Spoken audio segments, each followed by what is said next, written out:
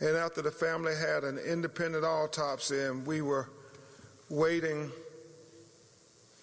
to have the homegoing services for George Floyd,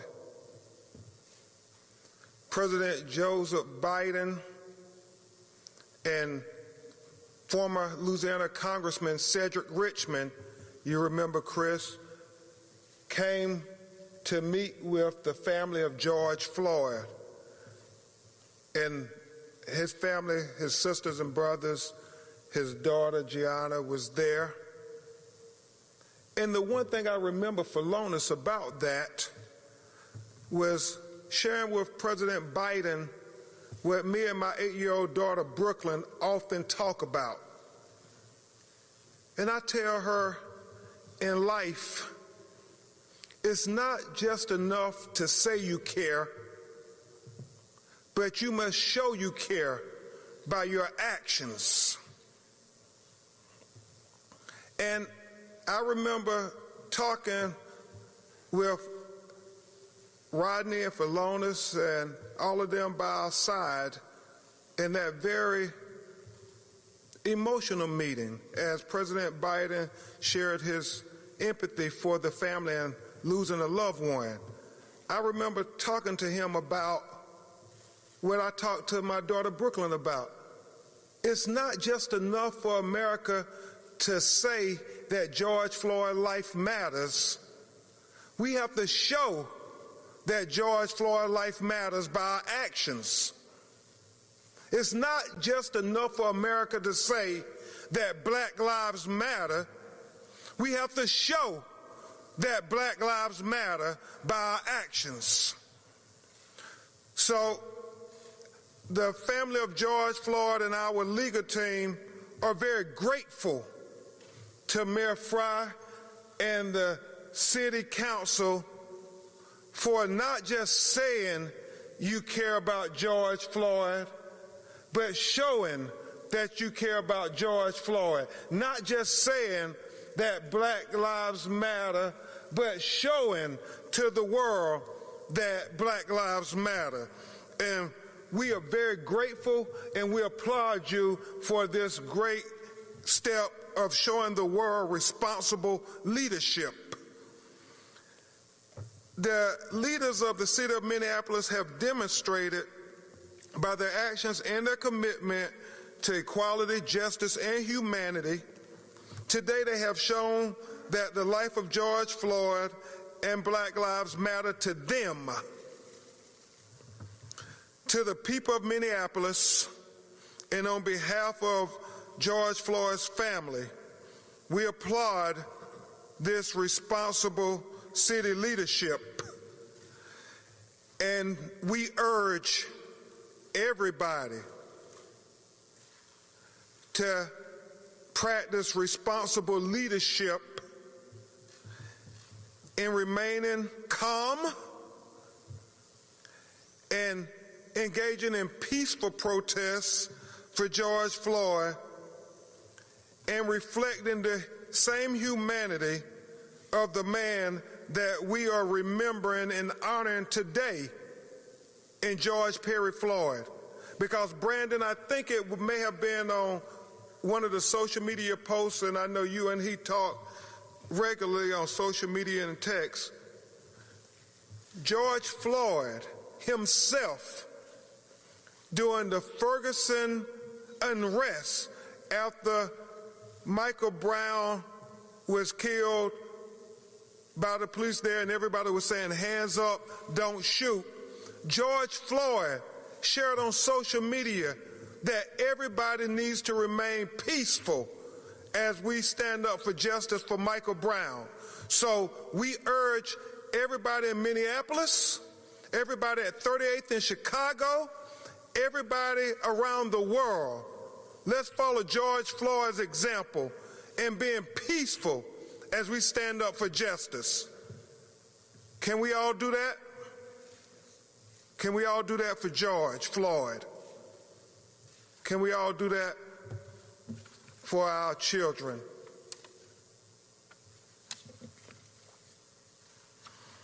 It is my great honor to announce that George Floyd's family, our legal team, and the city of Minneapolis and its leaders have settled the civil lawsuit in the death of George Floyd.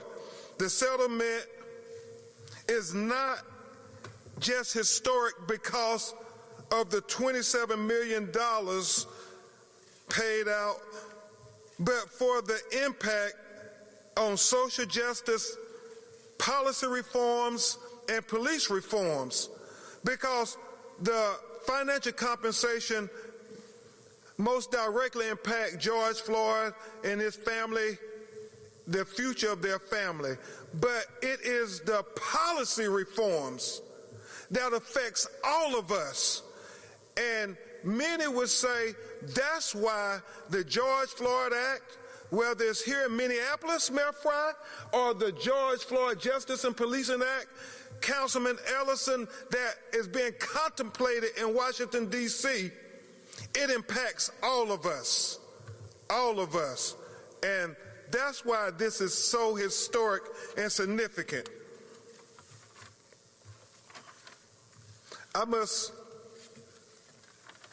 again really acknowledge Mayor Jacob Fry, Council President Lisa Bender, Councilman Jeremiah Ellison, and my dear friend, Council Vice President Andrea Jenkins, for their extraordinary leadership to bring justice and change out of this terrible tragedy. For the city's leaders and their lawyers, especially their City Attorney Jim Router, the Floyd family, and our legal team to reach this historic settlement, it says to America that we can do more than just point fingers, accuse one another, and engage in more division. We can actually come together and make things better. We can reach an agreement about what form justice might take, not wait for it to be determined only by a historical discriminatory criminal justice system. But responsible leadership says we do what we can to try to determine how we make a better world for all of our children. After the eyes of the world rested on Minneapolis in its darkest hour, now the city can be a beacon of hope and light and change for cities across America and across the globe. This would not have been possible, would not have happened without the extraordinary, progressive, and deeply moral leadership of this city council and its mayor. And for that, we do applaud you publicly as we have applauded you privately.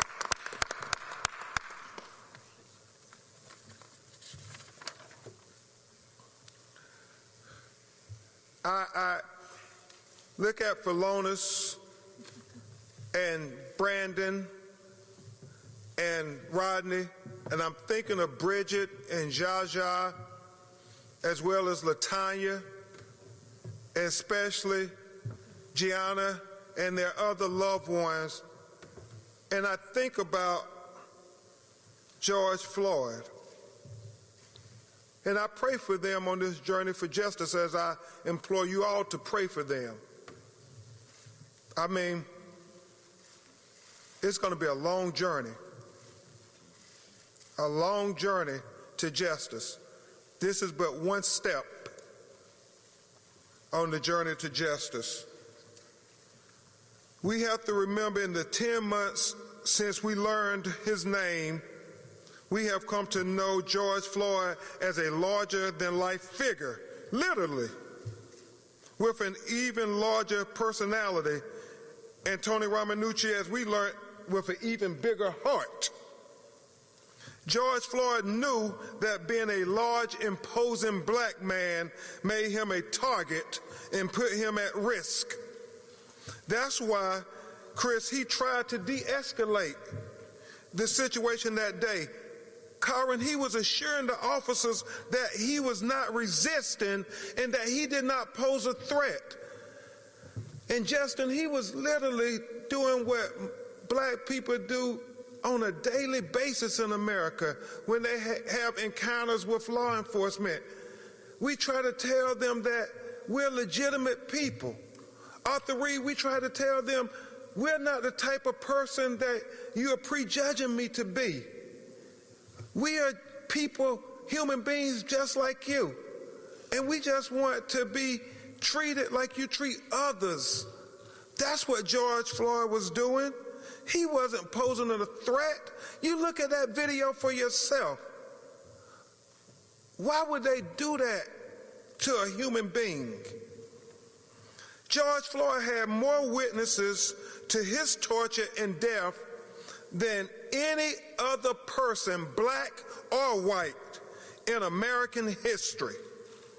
Over 50 million people have clicked to watch that video, and once you see that video, you can never unsee that video. And that's why George Floyd is changing the world, because we know, America, we're better than this. We know, America, that we're more just than this. We know, America, that we're more humane than this. In this historic agreement, the largest pretrial settlement in a police civil rights wrongful death case in U.S. history, makes a statement that George Floyd deserved better than what we witnessed on May 25th, 2020. That George Floyd's life matters. And by extension, black lives matter. It sends a message that the unjust taking of black life will no longer be written off as trivial, unimportant, or unworthy of consequences. And I digress just for a moment as we acknowledge this historic milestone to recognize that tomorrow will mark the 1-year passage of time since our sister Breonna Taylor was killed in Louisville, Kentucky. And the fact that her and George Floyd will be forever linked in history as two people who were taken from us at the hands of the people who were supposed to protect and serve them during the COVID-19 pandemic, where it seems like everything else in America has shut down except implicit bias and police excessive use of force.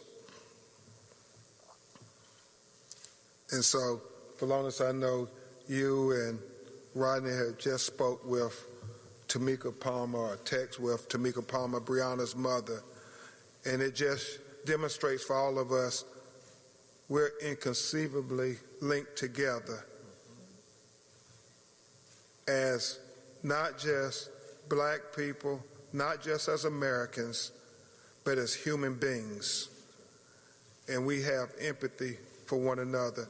She was celebrating and congratulating the Floyd family, even though she's dealing with what only one could imagine is the worst nightmare any parent could ever conceive. And so nothing will ever wipe out the Floyd's family aching loss, but this settlement and the respect it shows the family will allow healing to begin, Council President Bender. It will help to heal the city of Minneapolis and the minds and hearts of black and white people who still suffer anxiety and nightmares and post-traumatic stress from watching the 8 minutes and 46 seconds of George Floyd tortured and killed at the hands of those who were supposed to protect and serve them. Those 526 seconds is enough to cause anybody post-traumatic stress. And we say to everybody, black, white, brown, and red, we're better than this. We're better than those 526 seconds. Mayor Fries, we talked about a man begging for just humanity. Just take your knee off his neck. As you will hear more in a minute, this city has already enacted some very profound model police reforms in the wake of George Floyd's death. Our legal team is committed to support the city in pushing through additional reforms, Mayor Fry, to ensure that they can hold officers accountable for bad conduct and never let a union contract force them into having to tolerate bad policing. We have to speak truth to power. George Floyd deserves that. Breonna Taylor deserves that. Mayor Fry, you have our word, our voices, and our might to help you muscle through additional changes that will transform policing in Minneapolis and hopefully policing in America, Councilman Ellison, Council Vice President Jenkins, Council President Bender. And I say this to our national leaders.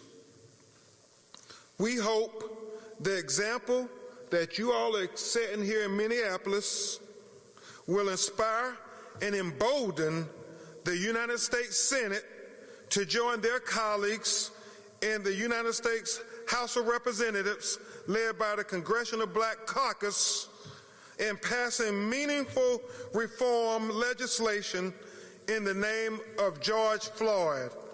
As Congresswoman Sheila Jackson Lee reminds us, the George Floyd Justice and Policing Act. Because like the activists say his name in the halls of Congress, with the passage of that legislation, they will always say George Floyd's name. Finally, Corin, I am most proud with the family and our legal team of the leadership of Mayor Fry, Council President Bender, Councilman Ellison, and Vice President Jenkins for engaging in a partnership with the family that they can take the lead on being able to contribute $500,000 of this settlement to be committed to help lift up the historically black neighborhood that engulfs 38th and Chicago Avenue, where George Floyd lived and died while he was here in Minneapolis. Be able to uplift the black businesses that have suffered, Vice President Jenkins, such a toll in the past 10 months. For the past 10 months, people came to 38th in Chicago to lay down flowers and pay their respects. I believe people, Chris, will always come to 38th in Chicago. But they will come to remember George Floyd, but I pray that we can make this memorial more than just that. For Lonis, we want to imagine if in the future, because of your family's help and commitment in giving back to this community, that when people come to 38th in Chicago, they will witness a marker of a turning point in civil rights They will learn more about Black history. They will support the thriving Black businesses that were able to survive not only COVID, but this terrible tragedy where George Floyd was killed, and they will be able to celebrate Black culture. This is our vision, united the family and the city leadership. This is the family's belief what is proper in preserving the legacy of George Floyd here in Minneapolis. It was his daughter, Gianna, who said her daddy changed the world. And I know her mother, Roxy, and everybody know that he certainly has. I thank the leadership of the city of Minneapolis for elevating and memorializing George Floyd's legacy today and making a statement in the clearest terms possible. Black lives matter. Black lives matter. At this time, you will get to hear from two of the most passionate, committed, skillful, and are just skilled beyond anything that you would imagine in your local community. But they're not just good because they care about the court cases. They are skilled because they truly care about their clients. You will hear from my brother Chris Stewart, who hails from Atlanta, Georgia, and then you will hear from my brother Tony Ramanucci, who hails from Chicago, Illinois. Chris Stewart. Love you.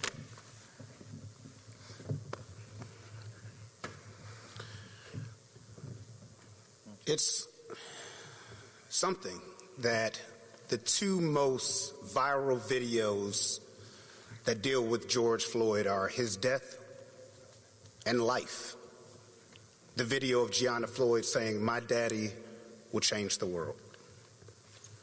And who would have known that from the mouth of a babe it would actually come true? Who would have known what that change would be? Because it's not just a large financial number. It's deeper than that. The number today changes evaluations in civil rights for a Black person when they die. Because what you don't know is the rigged game that we always have to play when we take one of these cases. Because African Americans are not valued high when they are murdered by law enforcement in these cases. And we are changing that precedent. Because as we told you when we filed this lawsuit 6-7 months ago, we are here to support the actual understanding that Black lives matter, but you will start understanding that Black value matters. And what happens is that trickles down to decisions in the communities across this country. When there's a city council or a mayor deciding, oh, should we get rid of no-knock warrants? Should we get rid of chokeholds? Do we want to change these policies? They have 27 million reasons now why they should. And that will make decisions happen. That will make accountability happen. Because yes, it's sad seeing a video of a man being tortured and murdered, but it's worse having to write a check to take care of something that should have been prevented in other cities. And that's why this is a blueprint, and this doesn't happen often. You don't get a city council that cares. I know I run into a lot that don't. You don't get a mayor that will step out there and risk himself to try and get this done with city council. You don't get a city attorney who actually worked with us, and it wasn't a fight all the time. That should be a blueprint across this country.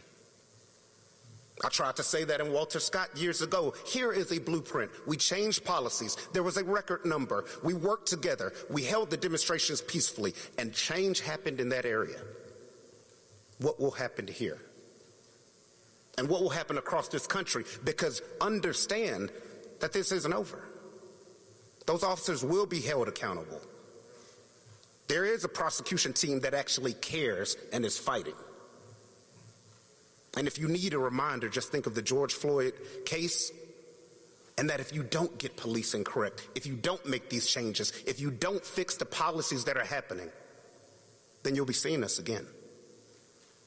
Because we are making sure that black lives and black value will be understood. It was an honor fighting for this family, fighting for Gianna. She had school and she could not be here with her mother. There's been no bigger joy in my life working with Ben and fighting for not just the man, George Floyd, but the purpose of what George Floyd change will become across this country.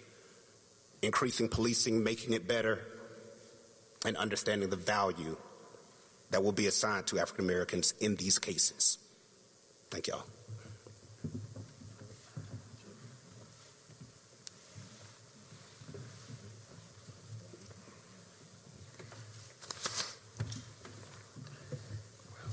Good afternoon, everyone.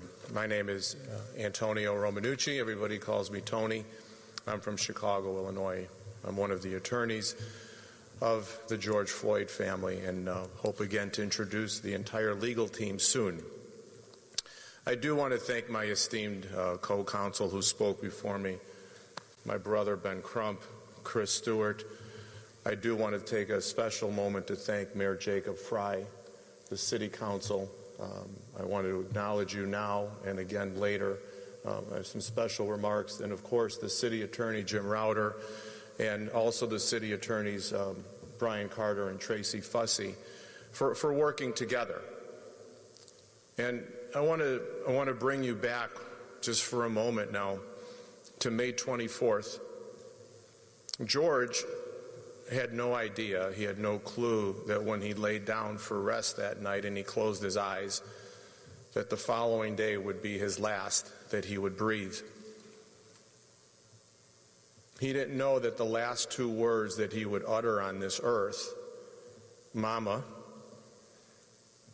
Mama, would not only be his last words, but would actually be the words of a messenger. Because what you see here on this stage today doesn't happen. You don't see a concert of people who sit across the table from each other and typically fight it out in a courtroom. Standing here together, not so much proudly announcing, but in partnership announcing a very historic settlement. And as Chris said, the amount may be historic. I know Ben pointed it out. But really the historic part of it will be in the change that George Floyd brought about. George doesn't know what he has accomplished and what he has done. But his family are going to be his rays that will continue to shine down upon us all and ensure that his name will never be forgotten and will be inscripted with permanent change, not only in this city, but in this state, but also our country. And it can't happen without this community that's standing on this stage. We are so pleased that this settlement includes $500,000, which will be funneled to some of the most needy and important businesses of the neighborhood of 38th in Chicago. We will see that that money gets spent in the right businesses, the right areas of that community. This case has been said as a watershed event for civil rights in America and around the world. And it does. It does. I can tell you that the feeling does feel that this is a turning point for police reform and changes. But that's only because there were conscious choices that were made to do so. Because this wasn't just or will be a check that's written. There's a lot more behind that. And that's what you have to appreciate that's happened here, are the conscious choices of the Minnesota City Council and its attorneys and its executive branch, such as Mayor Fry, to do the right thing. Police in Minneapolis, they need to commit themselves to substantial improvements in culture and practices. Now, this is also a wake-up call to every police department around the nation to make swift change. Because if you don't make swift change, what happens? It's called needless and preventable death. Needless and preventable serious injury. It's a call for lawmakers all over the country, and especially in the United States Senate, as Ben pointed out. They must vote to pass the George Floyd Police and Reform Act. We know that the president will sign it once it gets to his desk. What a beautiful thing. You think of the memorial that is born out of tragic death. If we can have permanent federal changes, not only local changes, because of those last two words that were uttered, mama, mama. When somebody says they can't breathe, what is it about that statement that should not be believed? When someone is kneeling on someone's neck and they say, I can't breathe, that knee should be taken off. With this settlement, the community of 38th in Chicago, the citizens of Minneapolis, have felt some of that pressure relieved. Their knee, there is no knee on their neck, but there will always be at some level a knee on the neck of this family and for what they have to go through. And that's where the money part comes in, to try and bridge that gap, but it won't. It won't until they know that there will not be another one of these that happen. George did not need warrior policing that day. What he needed was help.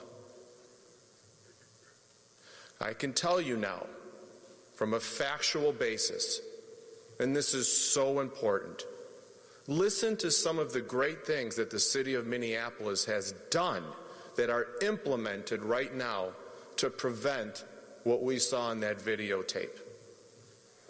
Already, the city has modified its use of force policies so that any hands that ever wind up on a subject from a police officer must be reported.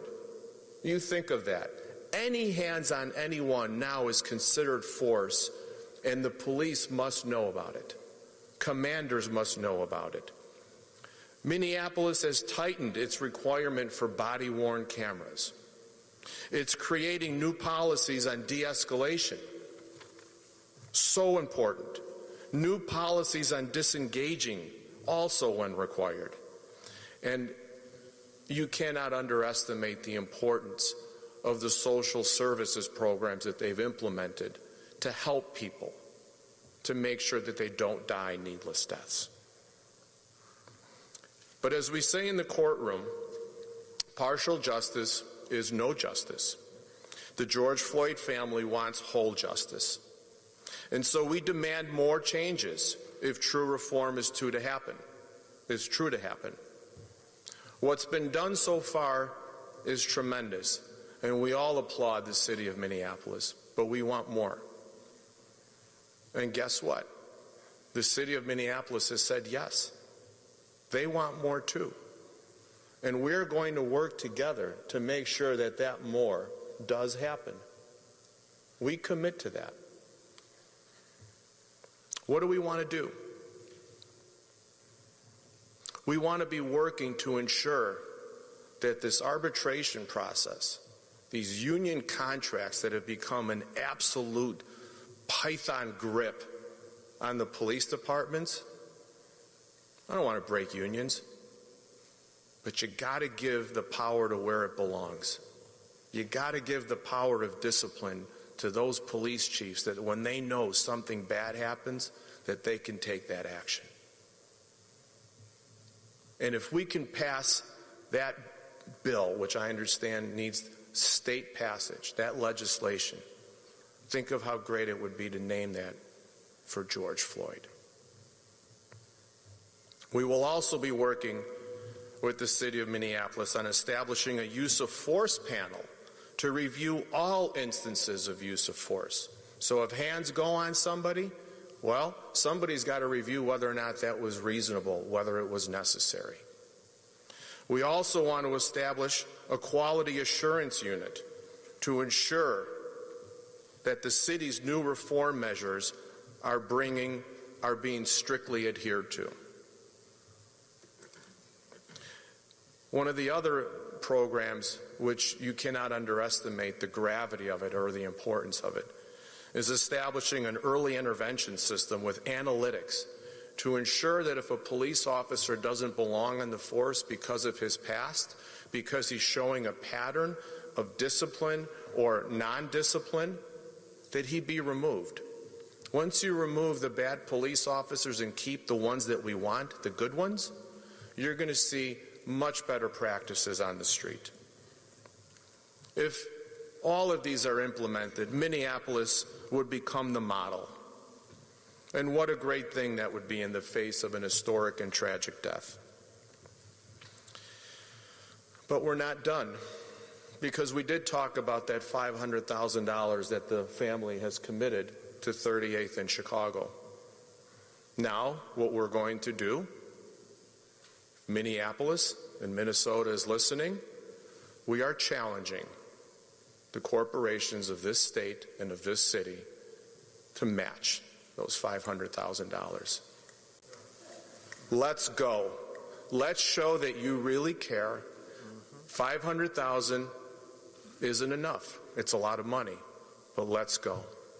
So the challenge is out there, and we await your call, because if you don't call, we will. We should look forward to we should always be looking forward and not back. Never, ever. And I was here in those days after George Floyd died.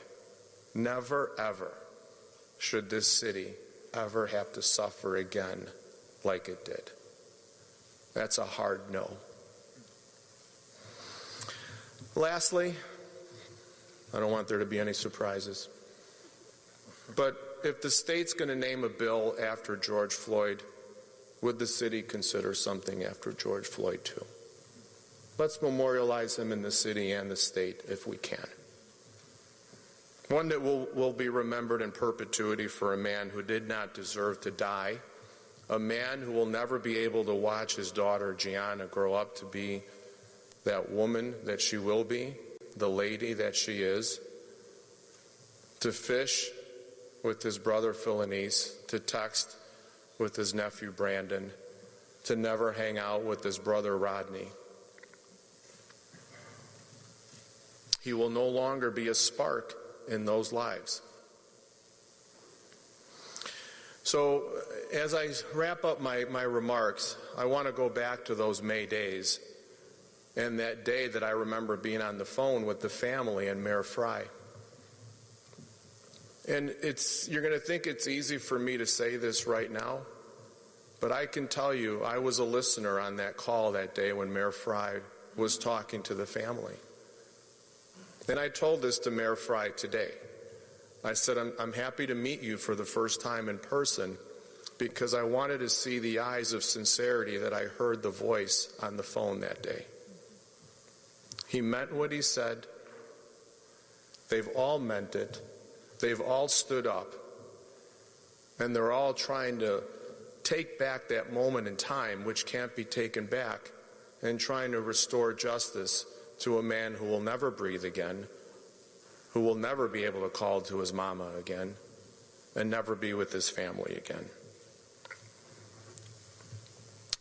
So this day is the result of thousands of hours of work by the legal team. And if I may again, because they deserve every single bit of credit, please indulge me and listen to the names I speak of this legal team for the great work that they've done. Benjamin Crump, Christopher Stewart, Justin Miller,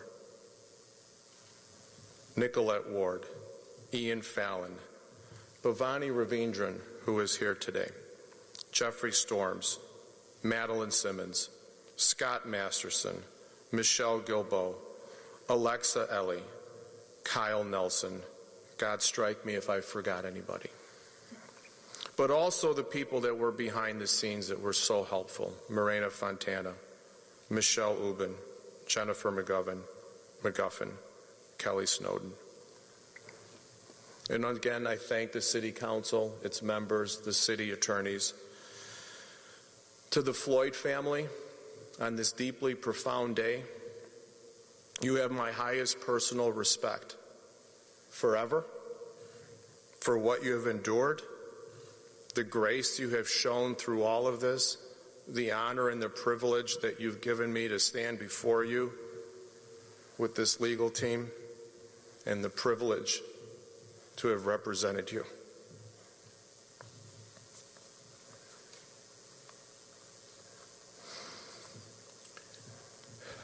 You will all forever be a part of our lives.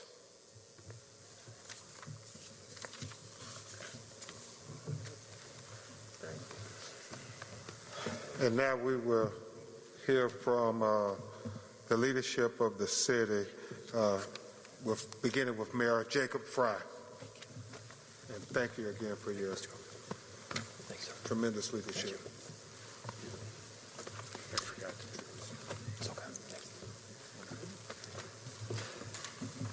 Thank you, Mr. Ben Crump, Mr. Tony Romanucci, Mr. Chris Stewart, for your partnership in furtherance of justice. The last year, more than any period in recent memory, has delivered countless moments that will define our trajectory in Minneapolis for decades and generations to come. Today is one such moment. A centuries in the making reckoning around racial justice struck Minneapolis like a thunderbolt. And that strike reverberated across the entire globe as we all stood and watched as George Floyd was killed. Every Minneapolis resident, every American remembers where they were when they first saw it. When they first were forced to process the incomprehensible, recognizing our historic shortcomings and what we need to do to improve going forward. There are certain events like that in world history that seem to suspend time, where the world stopped, and those moments tend to stick with us. And our black community has endured deep and compounding trauma over this last year, none perhaps more acutely than George Floyd's family standing with me right now. I cannot begin to thank them enough. Rodney, Brandon, Philonis, and Keita for their strength and their courage, their resiliency, and their voices willing to push us to go forward. Not just right now, but well into the future. It is their work that is honoring the collective legacy and honoring their brother, their son, their father. And amid unprecedented loss, amid unprecedented pain, we now have a once-in-a-generation opportunity to truly effectuate change. Change that has eluded policymakers, activists, advocates, community members for far too long. Some of those laws and policies on our books today, yes, they were built and put into place with good intention, but the passage of time has caused them to be calcified. It's caused them to be kept in place at times by cynical politics. And as a result, the carefully built trust over time has been lost has been injured. Lives have been indeed cut short. And our city is so grateful to the Floyd family for their warm embrace of meaningful and overdue arbitration reform and their commitment to work towards justice and peace and safety at 38th and Chicago. I want to thank Jim Rauter, our city attorney, Tracy Fussy, Brian Carter, and our entire city attorney's office, our communications team, and everyone that has worked so diligently and tirelessly towards this point and have worked tirelessly over the last 9 and 10 months. The work they've done is extraordinary. I also have to acknowledge Ben, Tony, and Chris, and the entire legal team who also put in massive and painstaking work to make today possible. I know they are resolute in their determination to see justice. I know they are resolute in their dedication to see long-term and lasting impact, not just in Minneapolis, but nationwide. They reached out to dig in and discuss the reforms that have taken place. They did not stop with a settlement. They did not flinch when we raised big solutions for big challenges. And we'll be so grateful to count them as partners in this very important reform work that lies ahead.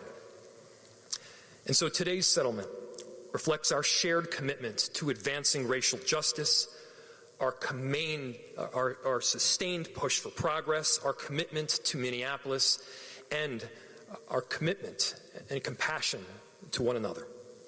We need to be unrelenting. We need to be unapologetic in our pursuit of a more equitable local government and a more just approach to community safety in our city, and we will be. Thank you. Mr. Crawford. Thank you, sir.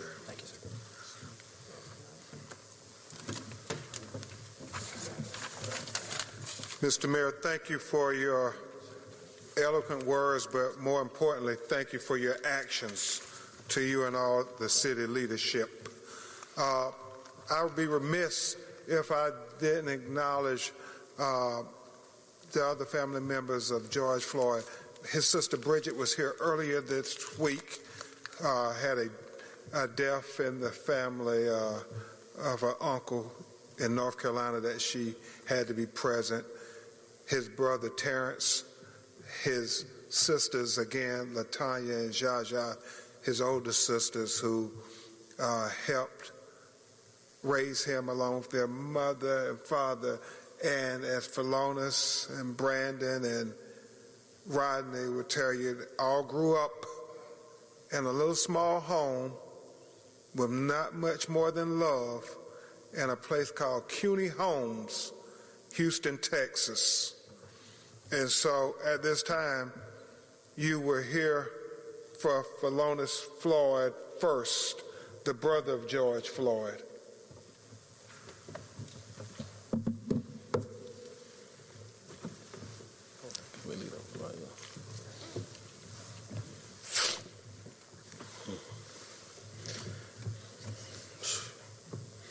Thank y'all so much. While I'm relieved that the settlement has been taken care of, I'd like to thank the Minnesota. I'd like to thank our legal team for standing with us throughout all times, especially Ben. Ben has been here with us for so long, throughout the times that I needed to speak with him at night about my brother, about different things. So I thank the state of Minnesota for getting this settlement taken care of. But even though my brother is not here, he's here with me in my heart. Because if I could get him back, I will give all of this back. Him, I know that he's with us and he's standing up right now knowing that we have the opportunity to be able to fund low-income African-American communities. And that's big in our heart as my family stand here, because we are a product of our environments. We come from low income. We come from the CUNY homes. We are a big family. I'm going to miss my brother. The world, he has made a movement, and everybody is standing with us in solidarity. And I want to be able to thank all the supporters, all the protesters for standing, especially during a pandemic where you didn't have to. Yes. You put your lives on the line. Yes. There's nothing I can do to be able to repay you for that, because you showed who you are and who you were at that time. So one thing that the world needs to know, America, we need to heal. This nation needs healing. Our family needs healing. There have been times where I had to go and see my brother because he had tears pouring out his eyes thinking about our brother. So everybody around this world who have marched with us on the front line or on the couch, it doesn't matter. Your heart was in a good place, and I like to thank everyone for that. Thank you all so much. May George live in power.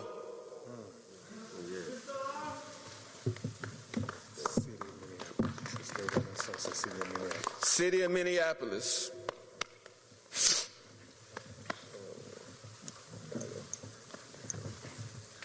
Thank you, Philonis, for those heartfelt words. Now you will hear from Rodney Floyd, George's baby brother.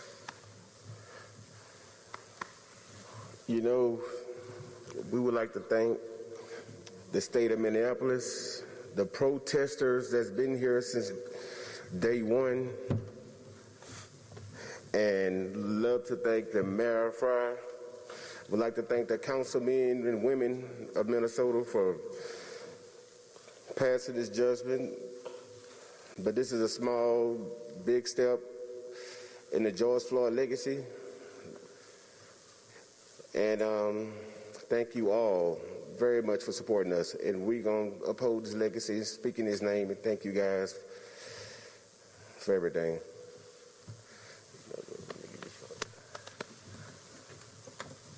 Thank you, Rodney. And this next young man is a nephew of George, but as you all have learned by now, they are a traditional black family, and it takes a village. Brandon grew up in the household with George, and George was more like a father figure to him than an uncle. They talk constantly, and it's with an especially heavy heart that Brandon comes before you today, because they lost one of their childhood friends just a couple of days ago, but he still wanted to be here to be with his family in Minneapolis. Brandon Williams. Thank you, Ben.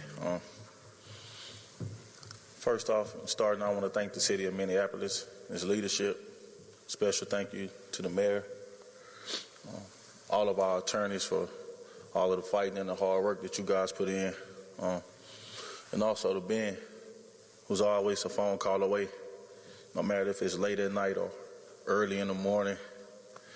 He's always there, and I appreciate it. I know he's a busy man, and he takes the time out to be there, so we appreciate you, man. Yes, sir. While today the settlement made history, I think that George made history 10 months ago. We all had, to witness that excruciating video, and it's painful and hurtful. But today, it's a huge step in the healing process. When I say healing, it's not just the pain that our family feels. Hopefully it's a healing. It's healing in the way that policing is carried on. I think that in those kind of encounters, a lot of times, being a black man or a black woman in America, you fear encounters with police. They're supposed to protect and serve. I feel that had the officer de-escalated the situation, we're not here during this press conference. George is still alive. I think that I speak for myself and my family when I say that we give the settlement back gladly to have George still here with us. no amount of money can cure this pain, this heartache. No amount of money, can bring him back to be here for his children, to make memories and watch them grow.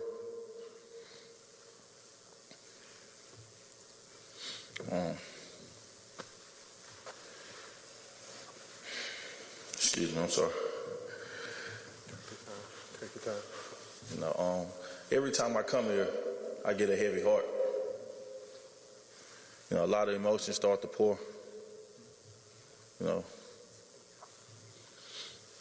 That's all I have. Thank you. Thank you, Brandon. Council President and Mr. Mayor, may I stand up, Philonis, if y'all don't mind standing up. I think it's important, y'all, that we just take a moment. You heard this family pour out their heart, and they did so in a real way, because even though this is a moment to be celebrated, still every day they wake up and they think about George and the manner he was taken. That's something that we can never give them the justice they want, because the justice would be for George to be here. So all we're trying to do is hold people accountable. And so I'm grateful that the city is committed to making sure there's accountability and trying to prevent another family from going through what George went through. I know Attorney Stewart talked about, you think you have policy where it won't happen again. But we gotta really commit, America, that this won't happen again. Not like this. We cannot. Mayor Fry, I just had to say a word after seeing the emotion from these family members. Mayor Fry. Thank you, Mr. Crump, and thank you to the family for those incredibly powerful words. I'd like to thank our City Council and have Council President Bender up. Thank you, Council Vice President Jenkins and Council Member Ellison as well. And I'll note that, in fact, the vote today was a unanimous one. Council President. Thank you for your leadership. Thank you. Thank you, Mayor, and thank you to the family in particular for the power and emotion we're seeing today. I'm Lisa Bender. I'm the president of the Minneapolis City Council.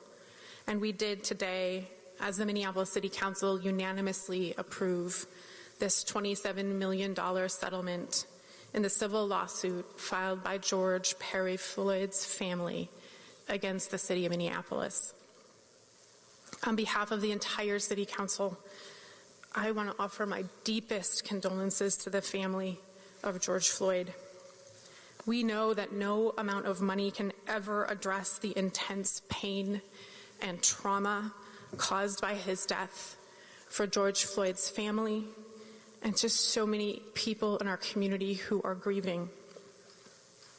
Minneapolis has been fundamentally changed by this time of racial reckoning. Yes.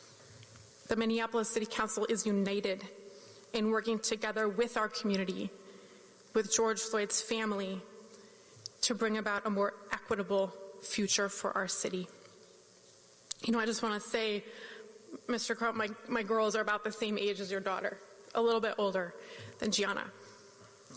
I wasn't planning to say this today, but hearing your emotion. We talk about Mr. Floyd all the time in our house, Mr. George, we say. And we talk about what happened. And we talk about our responsibility to step up in our family. And you know what? I just want you to know how deeply we're with you. We are with you to go to the Senate to fight for change. We are with you to support our mayor-in-chief in implementing reform. We are with you to reshape safety in Minneapolis. We are with you to have the deep conversations in every single household in this city that is needed so that those little girls have a different future together. Wow. So I just want to again thank the family so much for their leadership and their generosity in supporting the community of Minneapolis, in supporting and investing in 38th and Chicago. I want to introduce my colleague, our incredible Council Vice President Andrea Jenkins, who represents the 8th Ward. And as I do, I also just want to acknowledge the leadership of Councilmember Jeremiah Ellison, who was part of our mediation team and whose leadership was crucial in this and so much more of the challenges that are facing our city. Council Vice President. Thank you.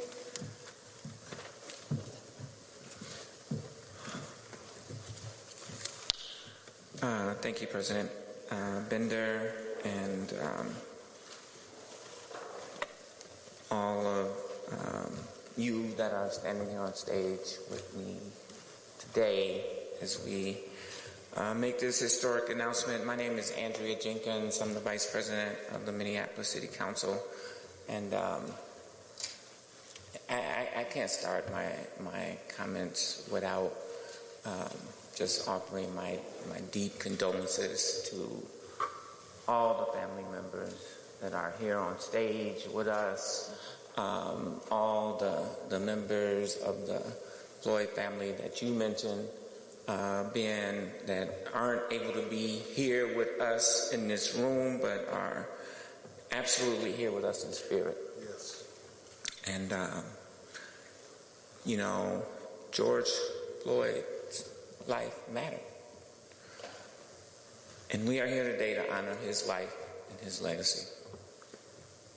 The killing of George Floyd in police custody last Memorial Day has forever transformed the city of Minneapolis. A city that is reeling from pain and so much loss. And as you heard from our speakers today, it has transformed a family forever changed by the traumatic and sudden loss of a brother, a father, a son.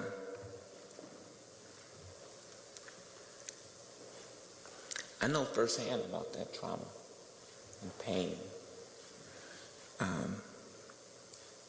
of losing a loved one while in the custody of the police. My first cousin that my mother raised as her son, my little brother. You know, you said this is a traditional black family. Yes. I come from a traditional black family too. Yes, ma'am. And we always take care of our own, right? And so, just like, was it Rodney? That was Brandon? That was in the household? That's how my little brother was. He was a part of our family. And his name, you know, this was before hashtags, Ben.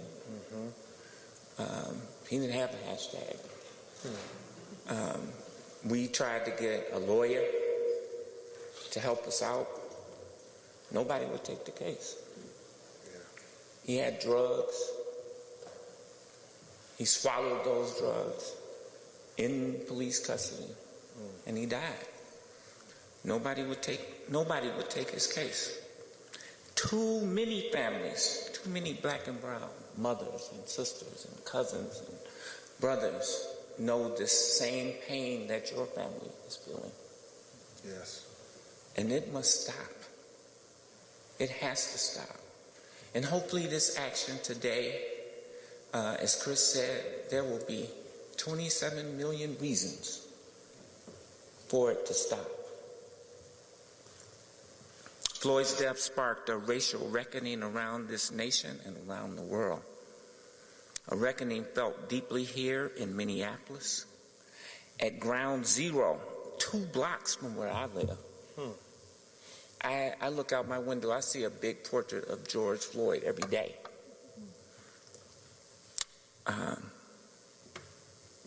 This intersection has prompted the city to reimagine how public safety, how community safety, how all of safety that is keeps everybody in our community safe, not just some people in our communities. Yes. Out of transformational pain must come transformational change. This is required of Minneapolis, and we are committed to lead the way, because Black Lives Matters in this city. Not just George Floyd's life, but all Black life. I want to just really take a moment to acknowledge the enormous generosity of the family to commit resources to help out the Black businesses in that community around 38th and Chicago, and on behalf of those community members that I represent, I say thank you. Thank you so much. As this trial progresses, I do want to call for peace. I want to echo what Attorney Ben Crump said, that, George Floyd called for peace when Mike Brown was killed. I want to ask for calm in our streets, regardless of the outcome of that trial. The city, the council, the mayor, the department heads, everybody at the city of Minneapolis is committed to bringing justice in more ways than just through our criminal justice system. Yes. We know that we cannot control the actions of the past, but what we do have control of is actions in the future. In the days and weeks ahead, we will move forward together to begin a healing process. Transformational healing. And today is where that healing begins. And I just want to thank the Floyd family for their courage, their commitment, their perseverance and fortitude, for showing us the way and leading us towards justice. Thank you. Thank you so much. Thank you. God bless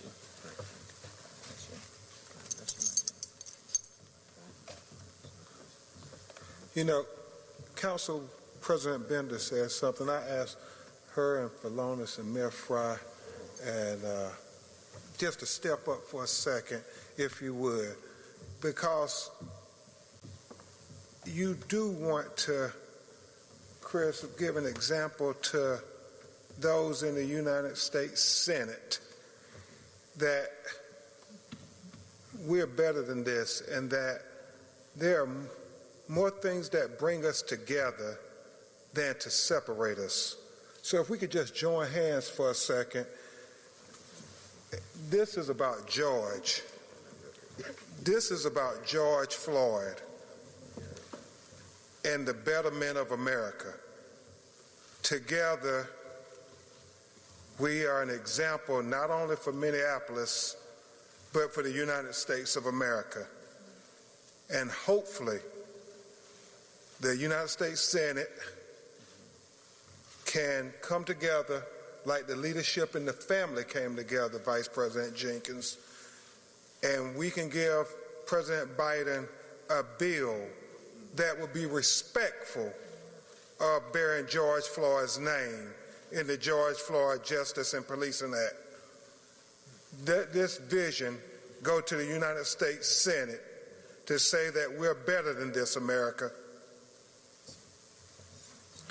And so, thank you all. At this time, if Jim Router, who is just being dogmatic and trying to work to resolution, Attorney Stewart, Attorney Romanucci, we're going to start the Q&A, and hopefully one of us attorneys can answer your questions or direct you to the people who can. So, Jim, you want to say anything before we start the Q&A?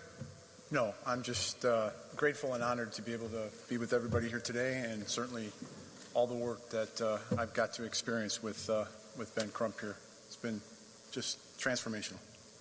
transformation on every level. So we'll open it up for Q&A, and Jim, to you and your entire staff. As Tony Ramanuja said, this doesn't happen unless people are committed to transformational change from transformational pain. How did you all work with the people who have been caretaking the area in George Floyd Square in coming to your settlement? You want Vice President Jenkins to say? How did you work with the people at 38th in Chicago? Yes, 38th in Chicago, that's correct. How have you all worked with the caretakers of George Floyd Square who have released a list of demands to... And I will say this, I know the family has said that they're going to give back, and that was the family's decision that they want to be part of the solution. And I think that's what the city leadership is saying. They want to be a part of the solution.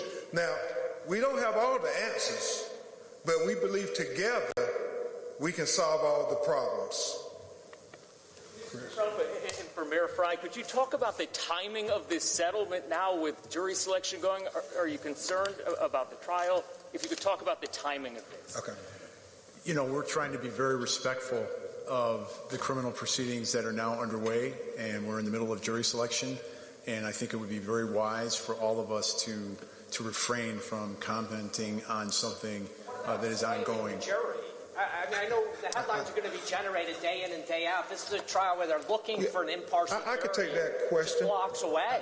I can take that question. Thanks, Attorney Cross. Yes, sir. And I don't know if Attorney Stewart or Attorney Ramanucci will want to chime in, because we do this type of work all across the country. The one thing we know as black people in America, that there is no guarantee that a police officer will be convicted for killing a black person unjustly in our country. That's what history has taught us. So we believe responsible leadership, not only like this here, but also like in Breonna Taylor, Walter Scott, and so many others. You want responsible leadership to step forward and say that we want to help shape what justice would look like, and not just let it be a result of a discriminatory, racist criminal justice system that leaves black bodies lying on the ground at the hands of the very people who were supposed to be trained to protect and serve them, and there be no accountability. So I am grateful that you have city leadership say, no, let's have a better example than what America has given black people. Chris, I don't know if you have anything. Yeah, it'll actually, in these situations, it can actually help the process move smoother. Without the civil case going, I could file something tomorrow in the civil case, and you all find out all kind of information that could impact the picking of this jury, the actual criminal trial. But now that that's over, none of that type of information will be hindering the criminal trial anyway. And so far, all of us have been watching like hawks this process. The judge is doing a great job. The lawyers are doing a phenomenal job of figuring out bias, any views they have. This civil case doesn't have anything to do with that. So to put a fine point on it, why couldn't this wait till after the trial concluded? Well, justice really doesn't really wait. It happens when it happens, and it happened today. We're not going to delay justice because we're worried about the outcome of a criminal trial that we all pray, what outcome we want. I have a question for Mayor Frey. I would like to know, as being the significant other to a man named Justin Tigan, who was brutally beat to death and thrown in a dumpster by the police here in Minnesota, we have hundreds of families that led up to George Floyd, and the grievances have gone unmet. I would like to know, what have you and other city officials and other people in this state done to address the grievances of the families that led up to George Floyd?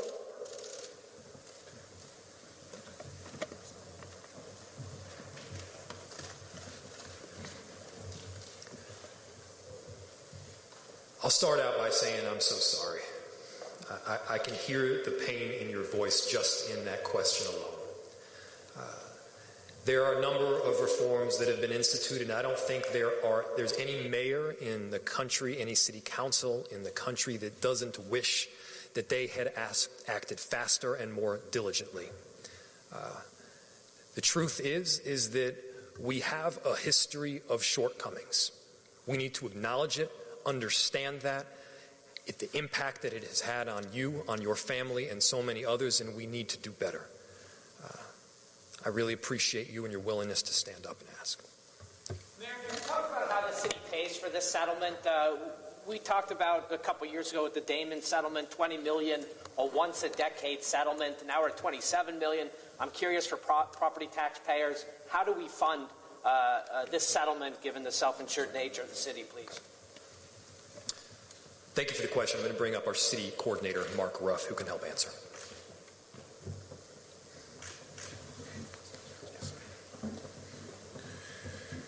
Good afternoon. I'm Mark Ruff, the city coordinator for the city of Minneapolis.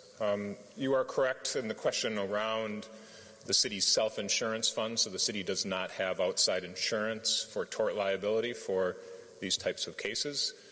The city's self-insurance fund is under pressure, not just from the tort liabilities, but also from the workers' compensation associated with many of our first responders suffering during this time.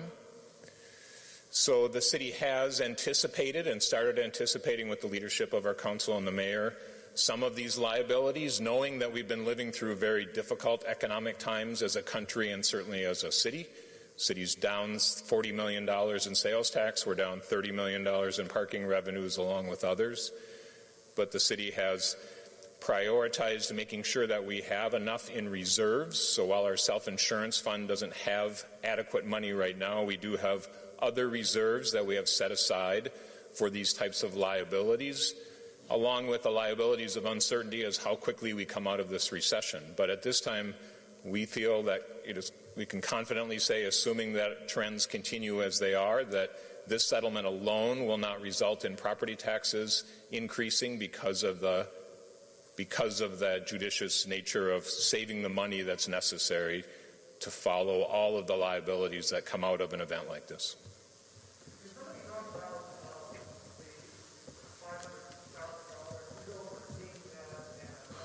Tony, you want to start taking that? It's going to be the family.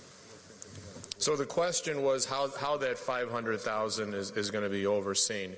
Well, the family clearly is going to direct how that money is going to be spent at 38th and Chicago. We're going to take direction from the city council and from its vice president, who's a member who represents that district, and certainly it's going to be everything. Every single dollar will be accounted for and will be transparent, very likely through a not-for-profit that will be designated specifically and solely for the black, brown, minority, and impoverished area of 38th and Chicago to help restore their needs to maybe not entirely as it was before May 25th, but as close as we can get. And I would simply say it will be the family's final decision, even though Vice President Jenkins will give us advice and counsel. I think it's important to know that whatever is given, it will be the family that directs where it's going. Yes, sir. Attorney Crump, could you address, there seems to be a concern in the black community that once this settlement was announced, there was a collective, oh no. Will the focus shift from getting criminal justice for George Floyd with Derek Chauvin and the other officers involved now that this historic, significant payout is over with? Will the focus shift, or will you guys continue to apply pressure to ensure that there is a conviction and a proper sentence with Derek Chauvin, whose case is obviously happening about a mile away from here? The short answer is absolutely. The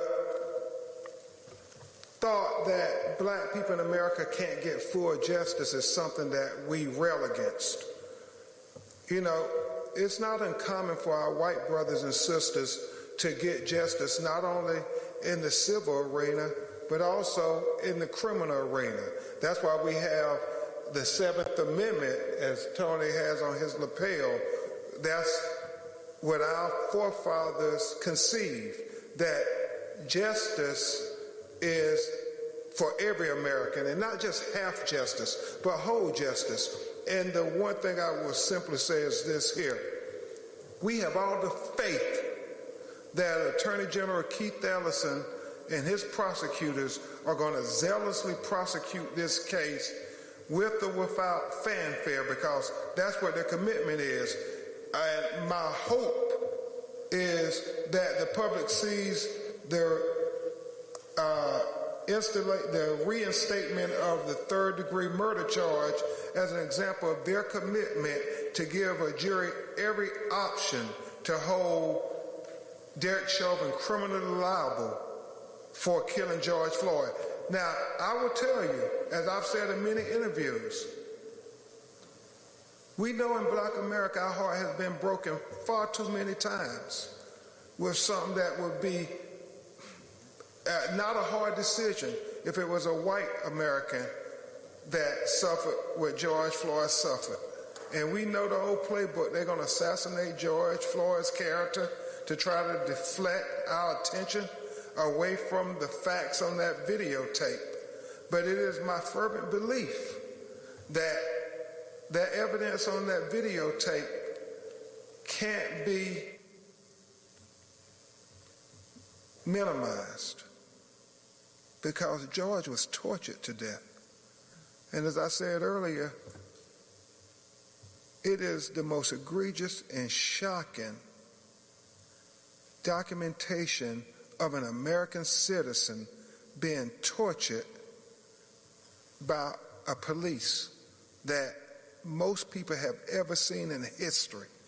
I don't doubt they did far worse to our ancestors back in the 30s and 40s, but that wasn't before the advent of technology, where we saw this video, where you had the citizens pleading with the police officer. And so we are greatly committed that these officers should be held accountable.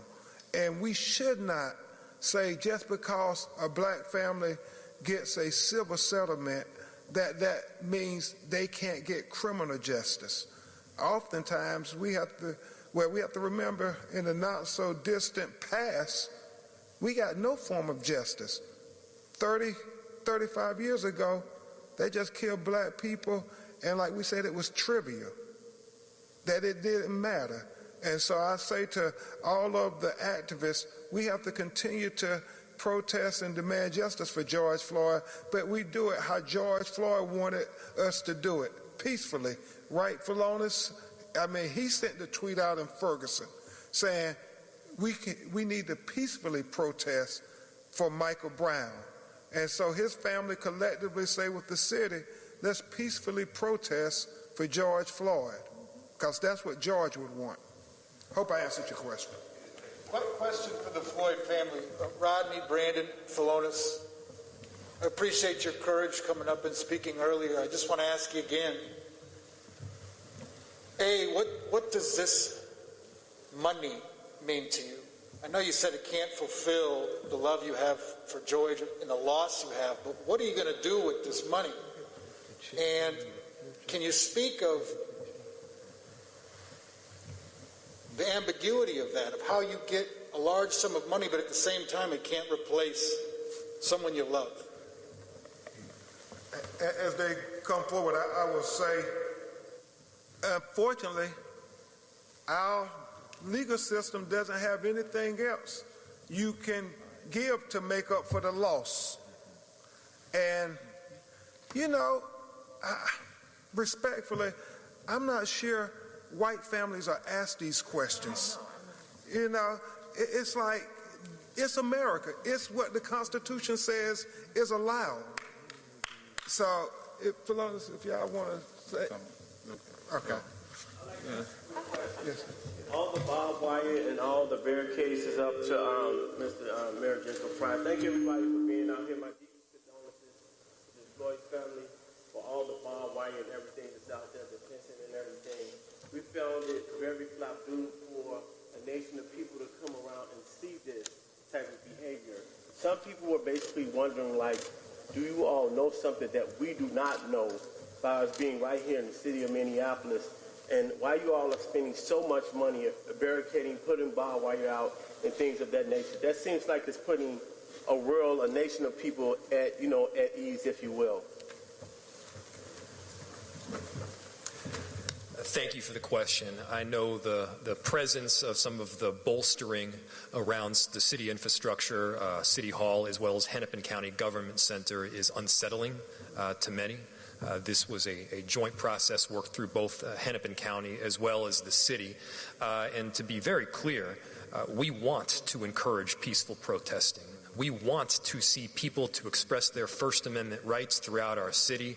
We view peaceful protesting as a critical part of the healing process and an essential part of the democratic process. We also saw what happened on January 6th. We experienced white supremacists come into our city in late May and early June of 2020, and they literally used peaceful protesters as cover to cause chaos and havoc, and we cannot have that again in any way, shape, or form. Thank you. Two final questions. Yes, ma'am.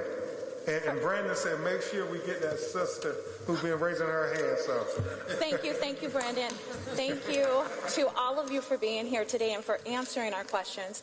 My question goes to the family, but it also goes to you, Mayor, as a member of the Black community who houses my office right on 38th in Chicago. I look out my window and I can see the memorial of where George took his last breath. My thought is, and my question is, what is the city's plan, and then what is the family's plan on cup foods? Thank you for the question. I think we're trying to be respectful of the family here today. That's an issue I think we can address in another setting. But we do certainly understand the community's concerns around that business. We've had a lot of conversations internally at the city about that. But to be respectful for this day and why we're here, I think it would be good if we could follow up later on that. But thank you. And Brandon said we will welcome your suggestions. They live in Houston, so yes, ma'am. Yes, ma'am. Now, do you have any thoughts on the jury selected so far? Only the fact that you want a jury that will be fair and impartial and that will follow the law as instructed by the judge based on the evidence. And obviously you want a jury who will respect George Floyd and not devalue him because he was a black man. I'm a civil rights attorney and an activist. How you doing, Ben? One, my heart goes out to the family of George Floyd. You all did not deserve what happened. George Floyd didn't deserve what happened. So we're here being respectful, some of us who are African American, who are also activists, but we do have questions about some of the promises that have been made by the city, because before George Floyd was killed, we went to City Hall, we took to the streets, we shut things down to prevent that type of horrible incident from happening. And we hear a lot of promises from the people on stage with you all, crying and saying what they're going to do or what they wish they had done or what they will do. But we have not seen that consistency. We haven't seen that track record. We haven't seen a real commitment to justice and transforming the system of policing. So we want to know that as you all are able to go back to your respective places, we'll still be here holding it down. We love you. We want to know from city leaders, though, what tangible actions will you take next? What is the timeline? And how will the community know that you are following through on the promises that you have made to this family, to these attorneys, and to the world who was watching this press conference? Thank you for that question. I'm going to defer to the city, but we welcome you helping us hold them accountable because they're elected officials, and black people have to, like so many of our other citizens, say, no, you have to be accountable to us. And I think a lot has been said, and we want to say in the name of George Floyd that we respectfully follow up. So I welcome that question and any assistance to work with these leaders. Nikema, thank you for the question. I think it's fair to say we all know that there's still a lot of work ahead. And as you know from some of the meetings that my office has had with the Racial Justice Network, that we're organizing that work. We're trying to roll up our sleeves and get our hands dirty, and there's a lot to do. And I'm sure in the coming months we can continue to speak to what you're asking for. But again, I think it's been a long day, certainly for the family, and we want to be respectful because I know there's also travel involved. And they also have some other plans that they'd like to do before they leave town today. So, thanks. Thank you all very much. Anything else for Lawrence or anybody? Huh? No. Okay. Thank you all very much. God bless you, and continue to pray for the family. And again, like Ben just said, thank you all so much because we're here together as a team and we're turning our pain into purpose. Thank you all so much.